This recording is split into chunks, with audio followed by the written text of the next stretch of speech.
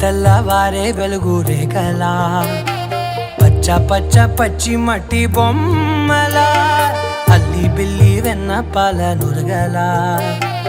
అచ్చ తెలుగు ఇంటి పూల కొమ్మలా దేవదేవుడే పంపగా ఇలా దేవతే మా ఇంట అడుగే పెట్టెనంట బ్రహ్మ కళ్ళలో కాంతులే మా అమ్మలా మా కోసం మళ్ళీ లాలి పాడేనంట.